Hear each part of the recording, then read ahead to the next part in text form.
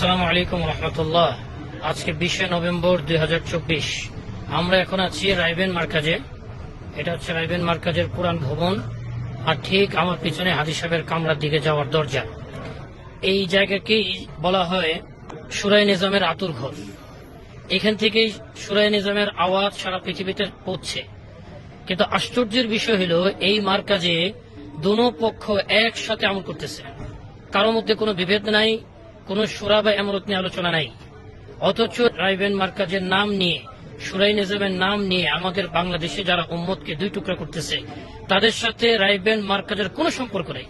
একটু আগে আমরা তারিক জামিল সাহেবের সাথে দেখা করে আসছি, আরো বড় বড় অনেক ওলামায়ে কেরামের সাথে সাক্ষাৎ করেছি, যা পত্রিকাতে নিউজ আসবে ইনশাআল্লাহ, তাদের বিস্তারিত আলোচনা। কিন্তু কেউ এক পক্ষের কথা বলতেছেন না, উভয় দুই পক্ষের হেমায়েত করতেছেন, তাইদ করতেছেন। এই কথাই বলতেছেন যে যে পক্ষে থাকো কোনো সমস্যা নেই, কিন্তু অপর পক্ষকে তোমরা বাতিল বলবে না, গুমরা বলবে না, খারাপ বলবে না, তাদেরকে বাধা দেবে না। এই কথার উপরেই পুরা রাইবেন মার্কাজের সকল সাথী এবং মুরব্বী।